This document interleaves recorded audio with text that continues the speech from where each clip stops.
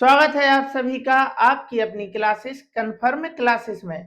नमस्कार, मैं हूं कन्फर्म क्लासेस से प्रिंस दुबे और रोज की तरह फिर लेके आ गया हूं आपके अपने एसएससी जीडी कांस्टेबल के लिए सिलेक्शन सीरीज। तो दोस्तों, हम डेली की जो सिलेक्शन सीरीज कर रहे हैं ये हमारे लिए बहुत ही फायदेमंद होने वाली है अगर आपने डे बाई डे क्लासों को ज्वाइन किया है।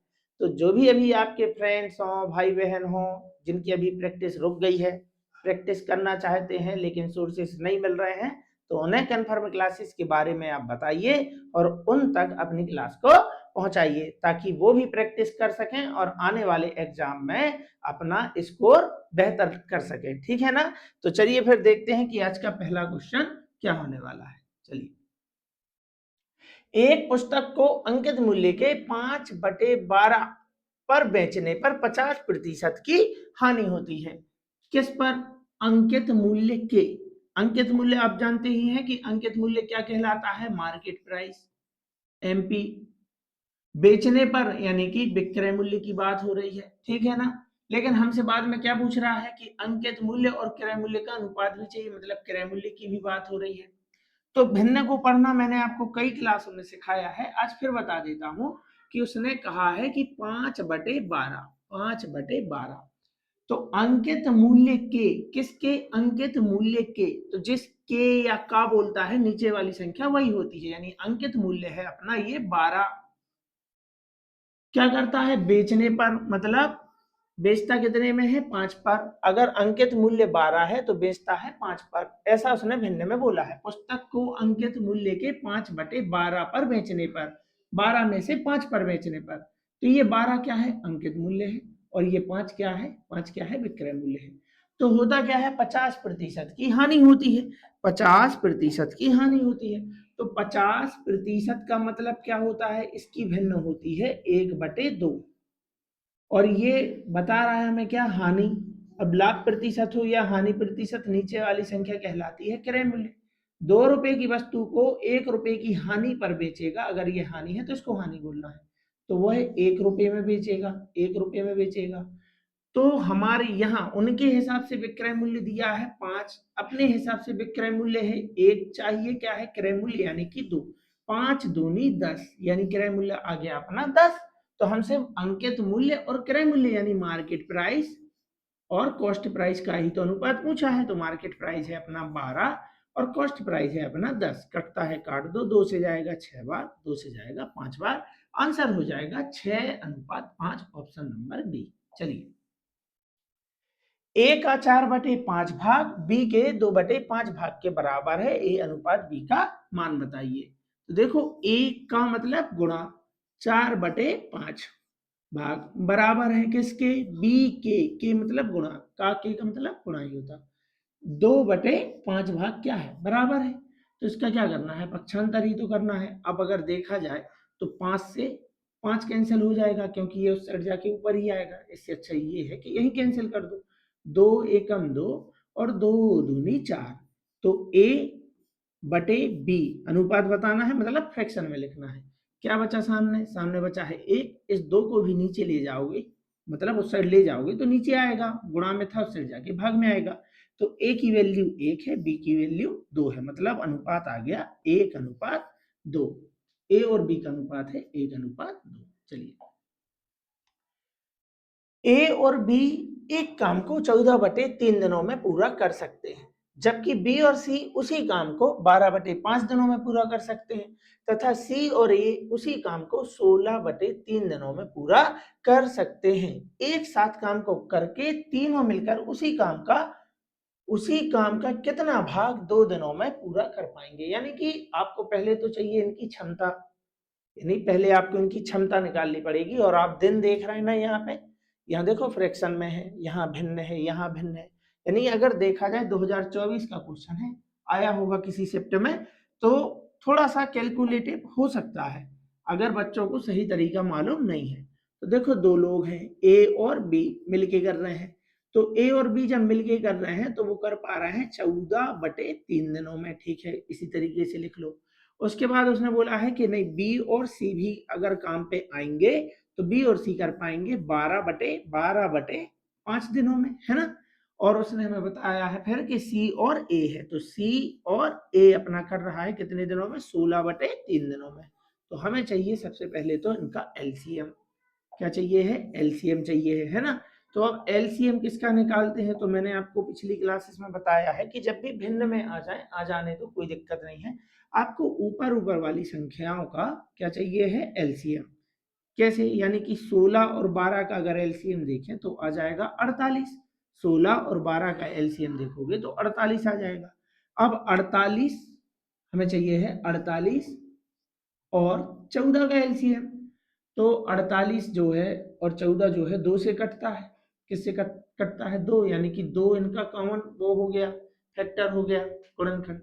तो आपको ऐसी संख्या ढूंढनी है भाई। अब 48 14 से क्या दिक्कत है, 14 से क्यों नहीं कट रहा 48, तो 14 के हमने फैक्टर किए, 14 के फैक्टर हैं 2 और 7, यानी कि 2 से तो ये कट जाएगा, लेकिन किससे नहीं कट रहा है, 7 से। बस इस 7 का गुणा आपको इसमें करा देना है, आपको एलसीएम मिल जाएगा। 48 गुणा आपको 7 कराना है, 7 8 हो गया अपना 56, यहाँ आ जाएगा 5, 7 चौके 28 और 5 हो गया 33, यानी कि 336। 336 हमारा क्या है, कुल कार्य, टोटल वर्क। ये देखो उसने कहा ना कि तीनों मिलकर उसी काम का कितना भाग 2 दिनों में पूरा कर सकते हैं, तो उस काम का यानी कि टोटल वर्क 336 है। देखो चारों ऑप्शन में 336 है। अब आपको सिर्फ ये मालूम करना है कि दोनों मिलकर 2 दिन, मतलब ये सभी मिलकर 2 दिन में कितना काम करते हैं, बस उसी की फ्रैक्शन बनाना है। तो अब हमें इससे इसमें भाग कराना है। तो पहले आपको 14 से इसमें भाग कराना है, यानी कि 14 से आप भाग कराओ। कहीं यहाँ पे एक बार मैं आपको बता देता हूँ, 336 भागित करना है 14/3। अब ये तरीका हमें आता ही है कि भाई भिन्न से जब भाग कराते हैं तो हम बोलते हैं कि भाग बनता नहीं, बनता है गुणा, और 14/3 की जगह 3/14 आ जाता है। बस इतनी सी बात है। किसी भी भिन्न से आपको किसी भी संख्या में भाग कराना है तो भाग की जगह गुणा लगा, और 14/3 से भाग कराना है तो 3/14 लिख दो। 14 से जाएगा, 14 दूनी 28, बच गया यहाँ पे 5, यानी कि हो गया कितना, 56। 14 चौके 56, यानी 24 तिया यहाँ आ जाएगा 72। 24 तिया आ जाएगा 72। अब ठीक वैसे ही हम यहाँ देखो 12 से कैंसिल कर रहे हैं, तो आपको पहले 12 से भाग करा देना है, जो संख्या है 5 से गुणा करा देना। तो 12 12 दूनी हो गया, देखो 12 दूनी हो गया 24, 12 दूनी हो गया 24, बच गया 9, 96, 12 8 96, 28 गुणा 5 करा देना है, तो 28 पंचे हो जाएगा 140, तो यहाँ आ जाएगा अपना 140, ठीक है ना। 16 से इसमें भाग कराओ, 16 दूनी 32, 16 दूनी 32, 16 एकम 16, 21 आया 16 से भाग कराने पर। अब इस 21 का गुणा आपको 3 में करा देना है, बिल्कुल इसी मेथड से। इससे भाग कराते हैं, जितनी बार भाग जाता है उसका गुणा नीचे वाली संख्या में करा देते हैं, तो 21 दिया आ जाएगा अपना ये 63।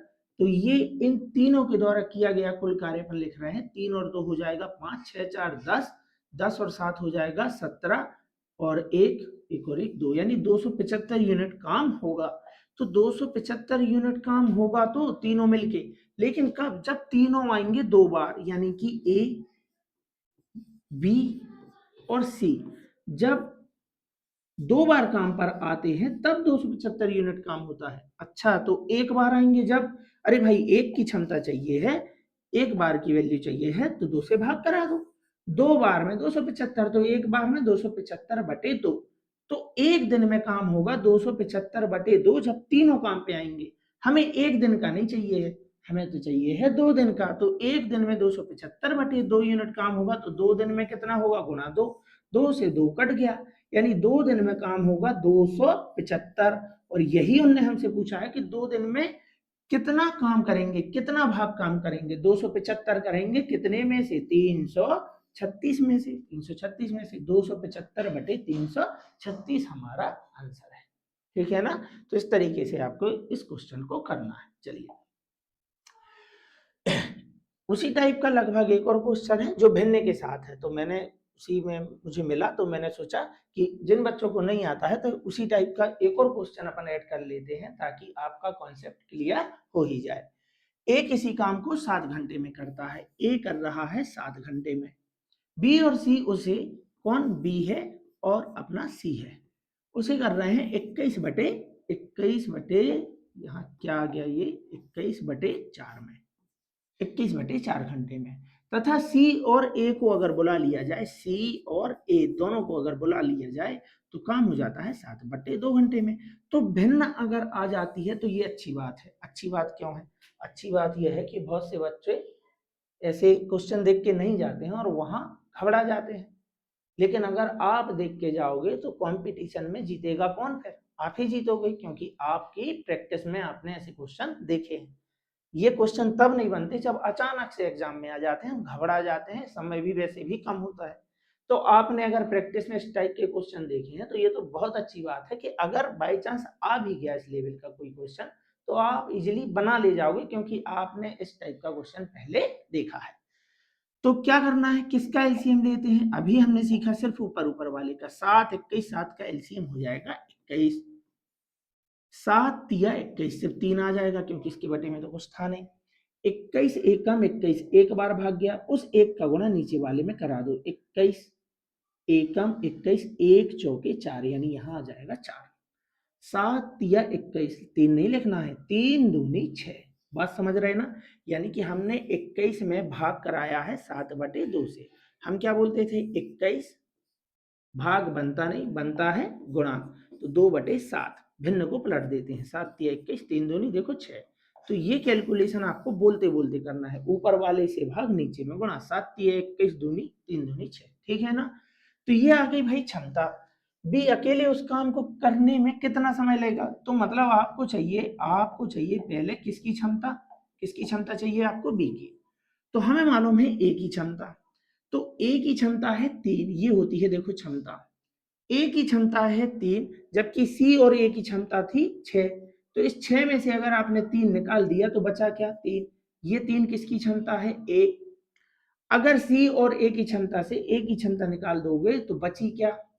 सी की क्षमता, यानी सी की क्षमता भी 3 है। अब बी और सी की क्षमता है 4, और 4 में से अगर सी की क्षमता जो कि क्या है 3 निकाल दी जाए तो बचेगा क्या? 1। और ये 1 क्या बच गया है? बी की क्षमता, मतलब बी की क्षमता है 1। तो बी से काम कराना है, अरे भाई 21 यूनिट काम कराना है और बी की क्षमता है 1, तो 1 के हिसाब से करेगा 21 घंटे में, ठीक है ना? तो देखो भिन्न वाले इस टाइप के क्वेश्चन आपके एग्जाम में अगर आ जाए तो आपको इस तरीके से बना ली जाना है, ठीक है ना? 2-4 बार प्रैक्टिस करो तो थोड़ा सा आपको और अच्छे से समझ में आ जाएगा और अच्छी थोड़ी स्पीड के साथ आप इसे बना पाओगे। चलिए, 4 संख्याओं का औसत 24 है। पहली 2 संख्याओं का औसत अंतिम 2 संख्याओं के औसत का 2 गुना है। टोटल संख्याएं हैं 4, लेकिन उसने 2-2 संख्याओं में बांटा है।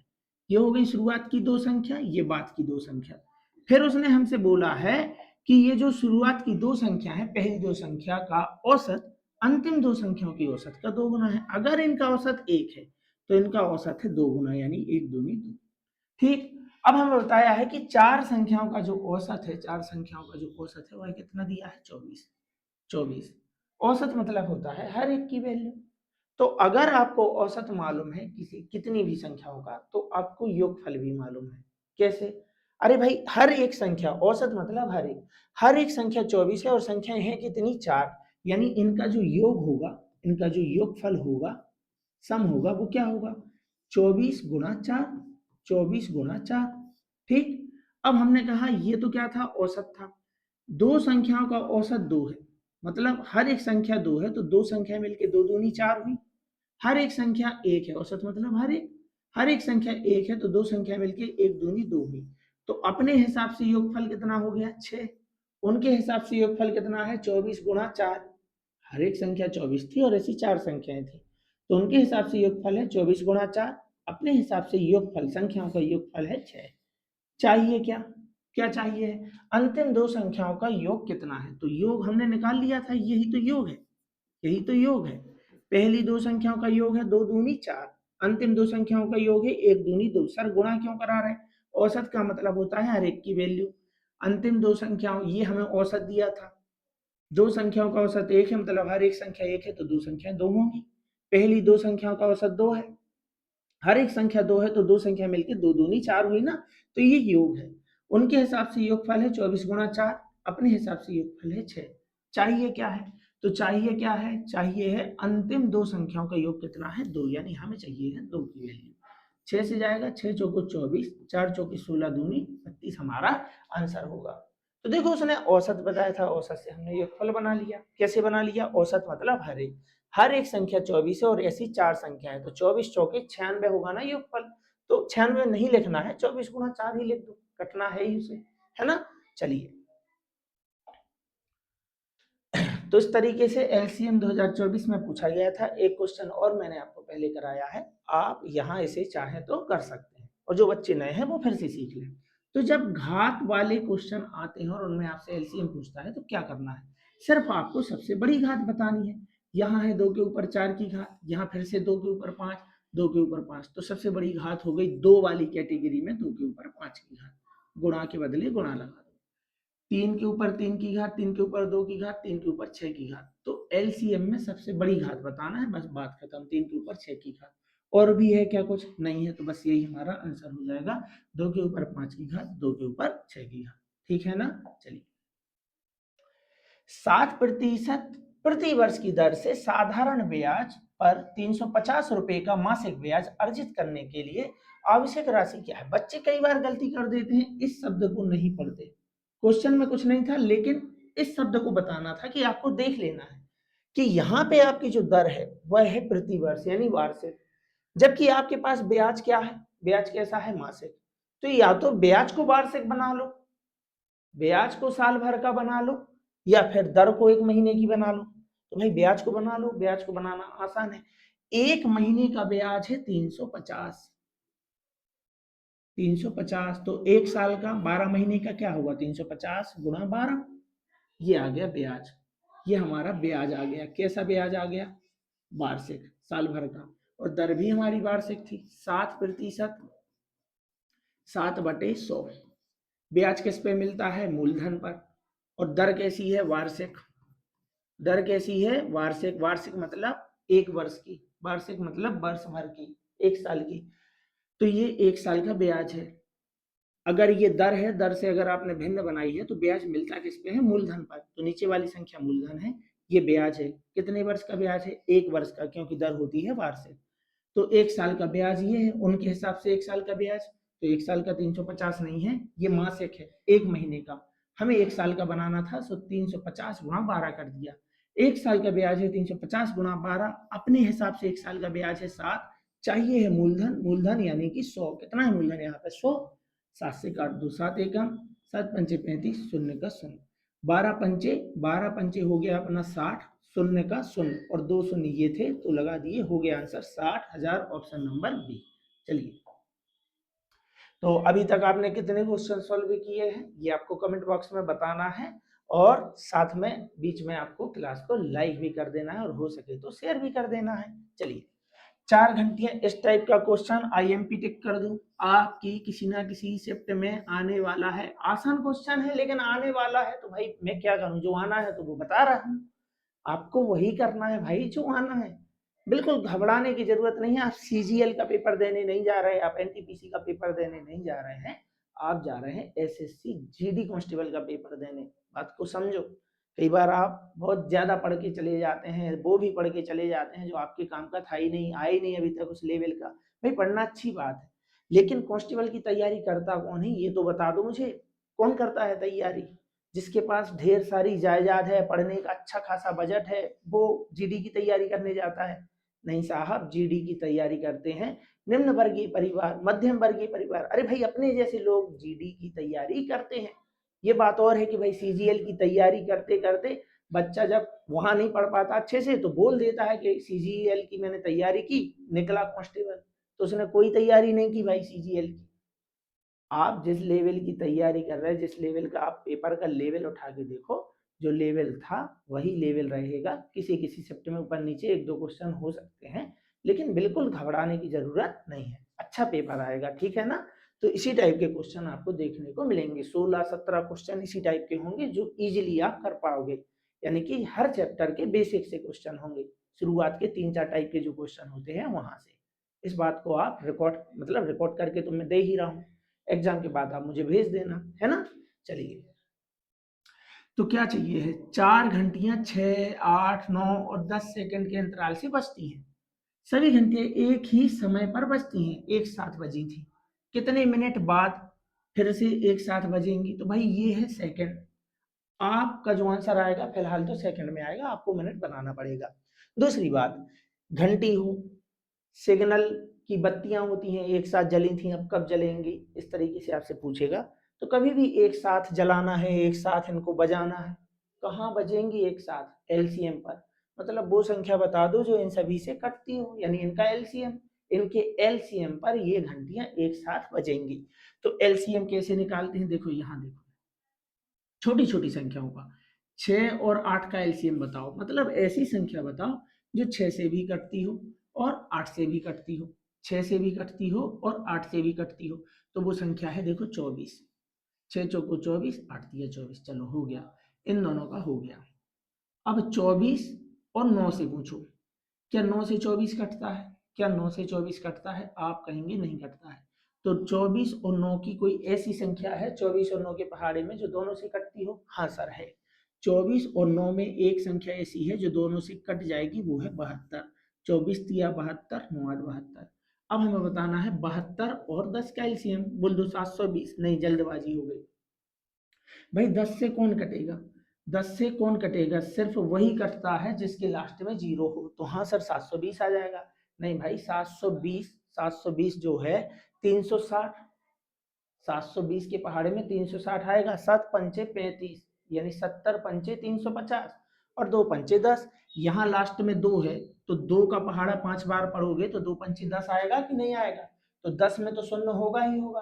तो 10 से कौन कटेगा, जिसका इकाई अंक शून्य होगा, यानी कि 72 पंचे होता है 360। 360 ऐसी संख्या है जो 72 से भी कट जाएगी, 10 से भी, यानी कि आंसर हो गया 360 सेकंड।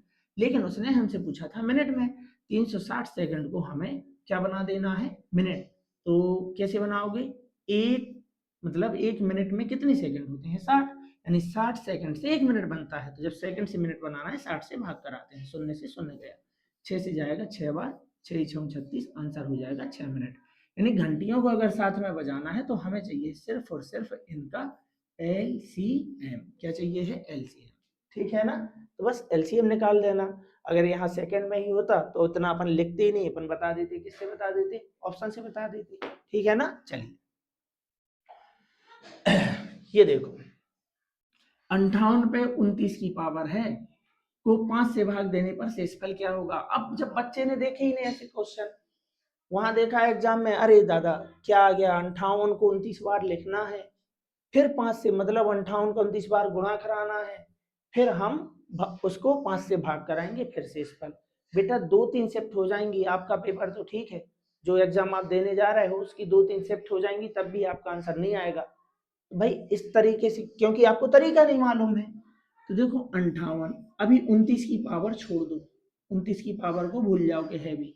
अगर आप 58 को 5 से भाग दोगे, 5 से भाग दोगे, कितने, 5 एकम 5, 5 एकम 5, शेष फल बता दो कितना बचा, शेष कितना बचेगा, 3। यानी आपका क्वेश्चन हो गया 3 के ऊपर 29 की पावर, 3 के ऊपर 29 की पावर।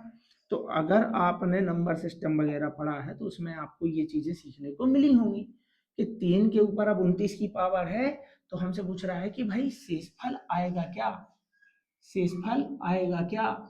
तो देखो शेषफल क्या आएगा, तो शेषफल तो 3 आएगा, 58 में अगर 5 से भाग दोगे तो शेषफल क्या आएगा, 3 आएगा। अब 3 पे है 29 की पावर, इसका क्या करें सर, तो आपको मालूम होना चाहिए कि 3 के ऊपर 29 की पावर है, तो भाई कब रिपीट होती है पावर, यहाँ देखो कॉन्सेप्ट को समझो, 3 के ऊपर अगर 1 की पावर है तो आंसर 3 ही आएगा यूनिट डिजिट पे, ठीक है ना, क्योंकि शेषफल तो 3 आएगा, 3 के ऊपर 29 की पावर है तो आंसर क्या आएगा, ये मालूम करना है। और 3 के ऊपर अगर 2 की पावर है तो यहाँ आ जाएगा देखो 9, 3 के ऊपर, 3 के ऊपर अपनी 3 की पावर है तो आंसर आ जाएगा 27, और 3 के ऊपर अगर 4 की पावर है तो आंसर क्या आ जाएगा, आंसर क्या आ जाएगा, आंसर आ जाएगा अपना 81। इतना तो आपको मालूम था। अब देखो इसके बाद देखो आप, 3 के ऊपर अगर 5 की पावर है, पावर बढ़ा के देख रहे हैं, तो फिर से क्या आएगा, आप सिर्फ यूनिट डिजिट पे बताओ क्या आएगा। तो यूनिट डिजिट पे आएगा, फिर से देखो 81 आ गया था, एक बार और 3 का गुणा कराओगे तो 3 एकम 3, यूनिट डिजिट पे फिर से क्या आएगा, 3। यानी कि हर 4 के बाद, हर 4 की पावर के बाद इकाई अंक क्या होने लगता है, रिपीट, इकाई अंक क्या होने लगता है, रिपीट। यानी कि अगर यहाँ पे देखा जाए तो पावर कितने की है, 29 की। आपको इस 29 में भी 5 से भाग करा देना है। तो देखो 29 में भी क्या हर 4 के बाद रिपीट हो रहा है, घात कितने के बाद रिपीट हो रही है, हर 4 के बाद, 4 से भाग करा देना है। तो 4 से कट गया अपना ये कितनी बार, 4 सत्ते 28, तो 29 से 28 गया, शेष फल बचा कितना, शेष बचा कितना यहाँ पे 1, यानी कि हमारा आंसर है 3 के ऊपर 1 की घात, आंसर हो जाएगा 3 के ऊपर 1 की घात 3, 3 के ऊपर 1 की घात 3। इस तरीके से आपको इसे सॉल्व कर देना है। और किसी दिन क्लास एक्स्ट्रा अपन पढ़ेंगे, उस दिन मैं आपको बताऊंगा कि क्या है शेष फल का मतलब, कैसे शेष फल निकालते हैं। फिलहाल समझो मैंने 5 से भाग करा, शेष फल आ गया 3। तो हमसे क्या पूछा है, 3। अब 3 के ऊपर 29 की पावर है, इसको सॉल्व करेंगे क्या आएगा, तो 3 के ऊपर 29 की पावर है, शेष फल क्या आएगा, तो हर 29 की पावर को कैसे सॉल्व करें, हर 4 की पावर के बाद, 4 की पावर के बाद पावर रिपीट होती है, तो 4 से मैंने उसको कैंसिल किया, तो बचा हमारा पास 4 सत्ते 28, शेष बचा कितना 1, तो 1 की पावर बची, 3 के ऊपर 1 की पावर, आंसर हो जाएगा 3। चलिए यदि 4m बराबर 5n बराबर 20c है, तो m अनुपात n अनुपात c का मान क्या है। यानी कि 4m बराबर 5n बराबर 20c, 20c M N C का अनुपात पूछा है हमसे, है ना। तो मैंने बताया था कि आप देखते ही अनुपात, अगर ये चारों बराबर हैं तो आप देखते ही अनुपात बता सकते हैं। जैसे हो गया अपना कितना, एम एन और सी, तो अगर ये तीनों बराबर में हैं और इस तरीके से लिखे हैं, तो जिसका भी अनुपात चाहिए उसको आप इस तरीके से ढाक दो, जो दिख रहा है उनका गुणा करा दो, 20 पंचे हो गया 100।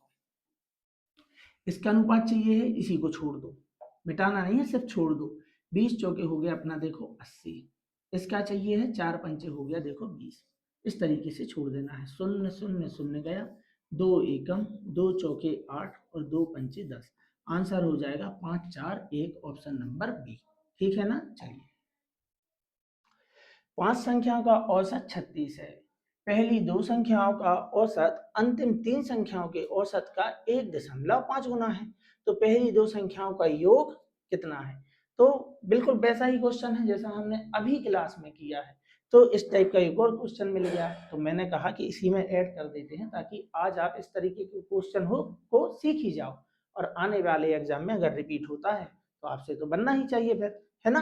तो 5 संख्याएं हैं इस बार, और 5 संख्याओं में पहली 2 संख्या इस तरीके से बांटा है, और बाद की 3 संख्या, और सभी संख्याओं का औसत उसने हमें बता दिया है 36 है। ठीक है ना। तो पहली 2 संख्याओं का क्या बोला, 1.5 गुना, 1.5 गुना का मतलब होता है 1 सही 1/2, 2 एकम 2 और 1 3/2, ये लो भाई भिन्न बन गए। यानी कि उसने बोला है कि अंतिम 3 संख्याओं के औसत का 1.5 गुना है। अगर अंतिम 3 संख्याएं 2 है, 3 संख्याओं का 1.5 का मतलब 3/2, जिसका तो अंतिम 3 संख्याएं हैं 2 और आगे की 2 संख्याएं हैं वो हैं 3। इस तरीके से आपको अनुपात बना लेना है भिन्न बनाने के बाद। तो हमें क्या दिया है, औसत, औसत मतलब हर एक की वैल्यू, हर एक संख्या 36 है और ऐसी संख्या है 5, तो 36 गुणा 5 इनका योग होगा। अब एक संख्या अगर 3 है और ऐसी 2 संख्याएं थी, तो 3 दूनी 6 होना चाहिए। लास्ट की 2 संख्याएं 2 हैं, औसत 2 है, औसत मतलब हर एक, और ऐसी 3 संख्याएं, तो 3 दूनी 6, तो योगफल कितना होगा 12। उनके हिसाब से योगफल है 36 गुणा 5, अपने हिसाब से है 12। चाहिए क्या, पहली 2 संख्याओं का योग क्या है, तो पहली 2 संख्याओं का योग है 6। 12 से जाएगा, 12 तिया 36, 3 5 15, 6 90 हमारा आंसर होगा। चलिए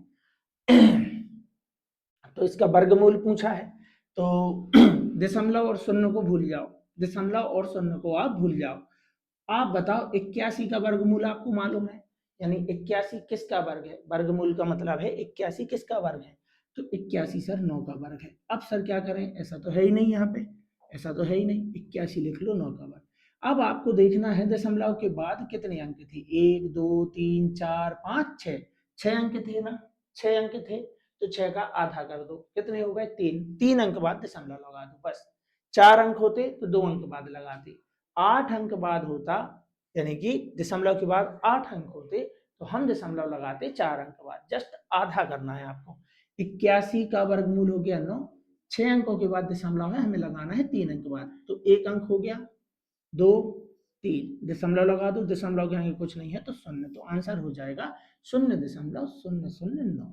यहाँ 6 अंक बाद है तो यहाँ होना था 3 अंक बाद, तो 3 अंक बाद एक ही ऑप्शन है, ठीक है ना। चलिए, तो ये हो गए हमारे आज के 12 क्वेश्चन कंप्लीट। जिस लेवल के क्वेश्चन आपको एग्जाम में देखने को मिलेंगे उस टाइप के सारे क्वेश्चन आप तक पहुंचाने का मेरा प्रयास है। तो आपका एग्जाम अच्छा चला जाए, बस वहाँ मेरी मेहनत सफल हो जाएगी और साथ में आपकी मेहनत भी सफल हो जाएगी, क्योंकि सफलता तो आपकी ही है। लेकिन सिर्फ आपकी सफलता में सिर्फ आप ही का योगदान नहीं होता, आपके घर परिवार, आपके टीचर्स, आपके दोस्तों का और लगभग सभी का थोड़ा थोड़ा योगदान होता ही है ना। आपके उन पड़ोसियों का भी योगदान होता है जो चाहते हैं कि आप सफल ही ना हो। तो देखो, वही तो आपके लिए मोटिवेट कर रहे हैं कि भाई इंतजार में बैठा है, कोई इंतजार में बैठा है कि आप सफल ना हो, और आप और आपके परिवारजन इंतजार में बैठे हैं, साथ में मैं भी इंतजार में बैठा हूं कि आप सफल हों। तो देख लो आपको किसकी उम्मीदों पर खरा उतरना है, जो आपको ताने मारेंगे या जो आपको शाबाशी देंगे। तो चलिए, इसी तरीके से बढ़िया से मेहनत करते रहिए और आने वाले एग्जाम में अपनी सफलता का परचम लहराइए। चलिए, तो फिर मिलते हैं किसी और अगली क्लास में, तब तक के लिए आप सभी का बहुत बहुत धन्यवाद।